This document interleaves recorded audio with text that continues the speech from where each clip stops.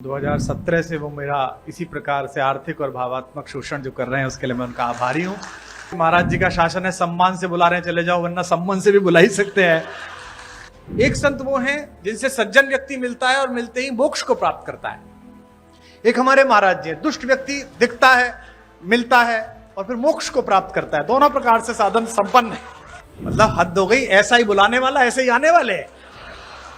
इस समारोह में मैं अपनी उपादेयता समझता हूं। मेरी उपादेयता हर बार ब्रजेश भाई तय करते हैं। 2017 से वो मेरा इसी प्रकार से आर्थिक और भावात्मक शोषण जो कर रहे हैं उसके लिए मैं उनका आभारी हूं।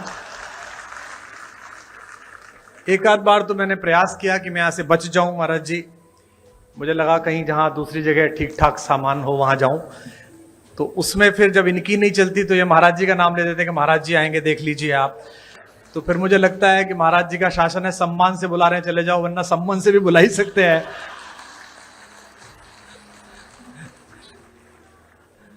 हमारे मुख्यमंत्री जी पे इतनी चर्चा होती है, मैं पूरे भारत में जाता हूं, इतनी चर्चा होती है। लोग कहते हैं कि वे तो संत हैं, वे तो पीठाधीश्वर हैं और शासन, और हमारे यहाँ जो घटनाएं होती रहती हैं, अपराध मुक्त जो प्रदेश हुआ, तो मैंने लोगों से कहा कि देखो संतों का काम ही होता है। दो प्रकार के संत हैं। एक संत वो हैं जिनसे सज्जन व्यक्ति मिलता है और मिलते ही मोक्ष को प्राप्त करता है। एक हमारे महाराज जी, दुष्ट व्यक्ति दिखता है, मिलता है और फिर मोक्ष को प्राप्त करता है। दोनों प्रकार से साधन संपन्न है।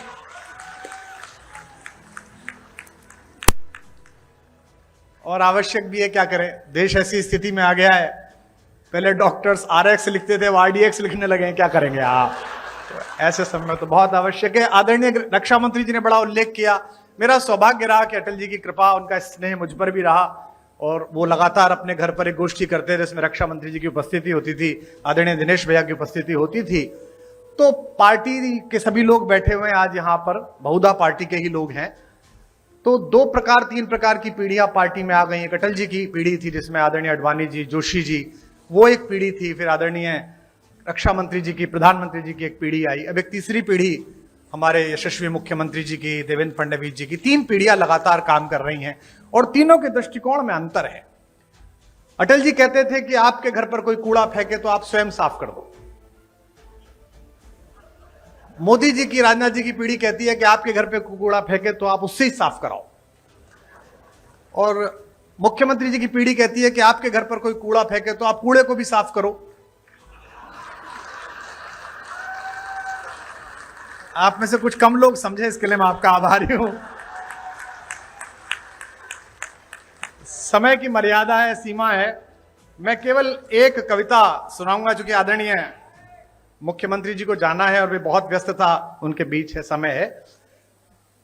अटल जी जैसे लोग किसी देश में शताब्दी में एक होते हैं। जैसा राजनाथ जी ने कहा, आदरणीय रक्षा मंत्री जी ने, कि पद बड़ा हो जाना महत्वपूर्ण नहीं है, कद बड़ा हो जाना महत्वपूर्ण है। और मैंने स्वयं देखा, हम लोग BA की पहली साल में पढ़ते थे। हमारे यहाँ के एक यशस्वी पत्रकार थे शिव कुमार गोयल जी, आदरणीय राजनाथ जी उनसे परिचित थे। अटल जी उनके साथ वंदे मातरम में संपादक थे, वे सह संपादक रहे थे। हमने एक कवि सम्मेलन कराया, एक कार्यक्रम कराया, सृजन महोत्सव, और हमने उनसे कहा कि अटल जी को बुलवा दीजिए। अटल जी उस समय विपक्ष में थे, उस बार चुनाव नहीं जीत पाए थे। तो हमने बुलाने के लिए गए और वो आ गए, और हम उस कार्यक्रम को संपन्न करने के लिए कहीं से धन जुटा रहे थे। तो नगर के एक उद्योगपति जो साड़ी का काम करते थे, उस जमाने में हम उनसे 501 रुपया लेके आए। तो जो 501 जिसने दिया था उसने कहा कि मैं भाषण दूंगा।